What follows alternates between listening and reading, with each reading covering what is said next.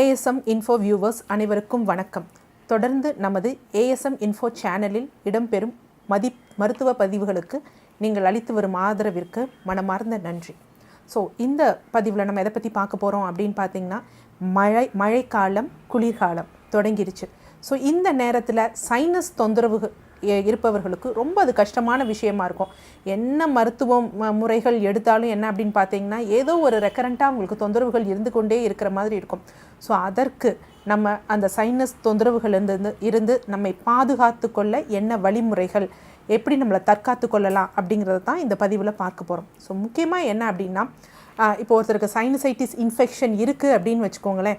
என்ன ஆகும் அப்படின்னு பார்த்தீங்கன்னா, அவங்களுக்கு பூஞ்சை தொற்றுகள், ஃபங்கல் இன்ஃபெக்ஷன் ஃபங்கஸ் அதில் ஏற்பட்டிருக்கும்.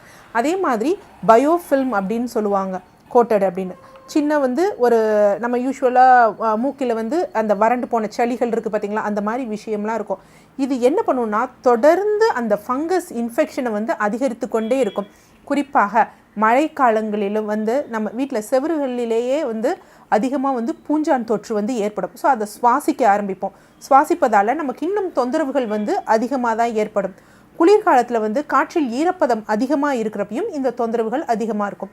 ஸோ இதற்கு என்ன பண்ணலாம் வீட்டிலேயே அப்படிங்கிறத தான் இந்த பதிவில் பார்க்க போகிறோம்.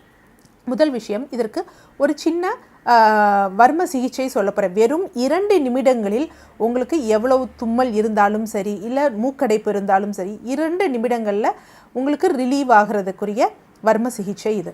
ஸோ இதற்கு நீங்கள் என்ன பண்ணணும் அப்படின்னு பார்த்தீங்கன்னா, கைகளை நெற்றி முன்னாடி வைத்துக்கொள்ளணும். அதே மாதிரி இந்த கழுத்து பகுதி இருக்குது பார்த்தீங்களா, கழுத்து பகுதியில் நம்ம கீழே தொட்டு பார்த்தோம்னா இந்த எலும்பு, ஒரு 2 எலும்பு மாதிரி இந்த இடத்துல ஒரு பள்ளம் மாதிரி இருக்கும். ஸோ அதற்கு ஒரு இன்ச்சுக்கு கீழே என்ன பண்ணணும்னா, நம்ம நெற்றி முன்னாடி இப்படி கைகளை வச்சுட்டு இந்த கழுத்தில் அந்த 2 எலும்போட அந்த பாயிண்டாக இருக்கும் பார்த்தீங்களா, அதற்கு 1 இன்ச் கீழே கைகளை வச்சுட்டு ஒரு 2 நிமிடம், ஸோ இப்படி தான் இருந்ததுன்னா 2 நிமிடம் அப்படி ஒரு அழுத்தி இது பண்ணும். 2 நிமிடம் ஒரு அழுத்தம், இப்படி அது எந்த அளவுக்கு அகலம் இருக்கோ அந்த அளவுக்கு இப்படி ஒரு அழுத்தத்தை கொடுக்கணும். 2 நிமிடம் நம்ம அழுத்தி வச்சுட்டு அதுக்கப்புறம் ரிலீஸ் பண்ணி விட்டோம் அப்படின்னா கண்டிப்பாக அவங்களுக்கு உடனே டக்குன்னு ரிலீஃப் கிடைக்கும். நீங்கள் எந்த வகையான ஆன்டிஹிஸ்டமின் மாத்திரைகள் போட வேண்டாம், எதையும் போட வேண்டாம். ஸோ இது உங்களுக்கு உடனடியாக ஒரு ரிலீஃப் தரக்கூடிய ஒரு வர்ம சிகிச்சை. அடுத்து 2வது விஷயம் என்ன அப்படின்னா, நம்ம உடம்பில் காரத்தன்மை, அமிலத்தன்மை, ஆசிட், அல்கலி அப்படின்னு இருக்குது. அது பேலன்ஸாக இருக்கணும். அதிகமாக போனாலும் பிரச்சனை, அதாவது ரொம்ப உடம்பு அல்கலி ஆனாலும் பிரச்சனை, நம்ம உடம்பு ரொம்ப அமிலத்தன்மையானாலும் அசிடிக் ஆனாலும் பிரச்சனை. ஸோ யூஸ்வலாக இந்த மாதிரி சைனசைட்டிஸ் இருக்கிறவங்களுக்கு என்ன ஆகும் அப்படின்னு பார்த்தீங்கன்னா, உடம்புல ஹிஸ்டமின்ஸ் ஜாஸ்தியாகும். அதனால் அலர்ஜி ஜாஸ்தியாகும். நார்மலாக இவர்களுக்கு அந்த pH லெவல் எவ்வளோ இருக்கணும் அப்படின்னு பார்த்தீங்கன்னா, ஒரு 7.34லேருந்து ஒரு 7.48 வரைக்கும் இருக்கும். யூஸ்வலாக 7.48க்கு மேலே போச்சுன்னா அது அல்கலியான தன்மை அப்படின்னு சொல்லுவாங்க.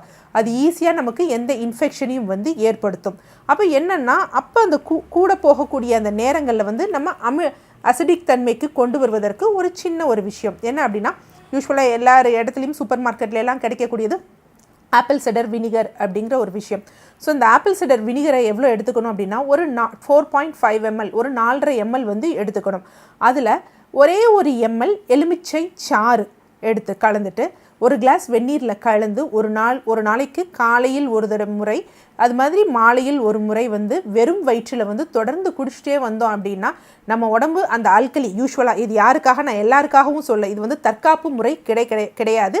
சைனசைட்டிஸ் பிரச்சனை இருப்பவர்களுக்கு மட்டும் சொல்கிறேன். எனக்கு ரொம்ப தும்மல் ஜாஸ்தியாகுது, இன்ஃபெக்ஷன் வர்ற மாதிரி நான் ஃபீல் பண்ணுறேங்கிறவங்க இதை தாராளமாக தொடர்ந்து எடுத்துக்கிட்டே வந்தாங்க. நீங்கள் எந்த மருந்துகள் எடுத்தாலும் சரி, அலோபதி மருந்து எடுத்தாலும் சரி, ஆயுர்வேத மருந்துகள் எடுத்தாலும் சரி, சித்த மருந்துகள் எடுத்தாலும் சரி, எந்த மருந்துகள் எடுத்தாலும் இதை தொடர்ந்து குடித்து கொண்டு வர அந்த இன்ஃபெக்ஷன் குறைய ஆரம்பிக்கும்.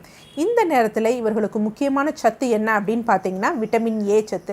விட்டமின் ஏ சத்து நிறைய விஷயத்தில் இருக்குது, நமக்கு தெரியும். கேரட்டில் இருக்குது அப்படின்லாம் நமக்கு தெரியும். ஆனால் குறிப்பாக இந்த சைனசைட்டிஸ்க்கு என்ன அப்படின்னா, நம்ம பலரும் ஒதுக்கக்கூடிய ஒரு விஷயம், விநாயகர் சதுர்த்தி அப்போ மட்டும்தான் நம்ம பார்த்துருப்போம். என்னன்னு சொல்லுவோம் பார்த்தீங்கன்னா, கலாக்கா. ஸோ இந்த கலாக்காங்கிறது நம்ம விநாயகர் சதுர்த்தி அன்றைக்கி மட்டும் நம்ம சாமி கும்பிட்றதுக்காக ஒரு 4-5 அந்த செட்டில் வச்சுருப்பாங்க.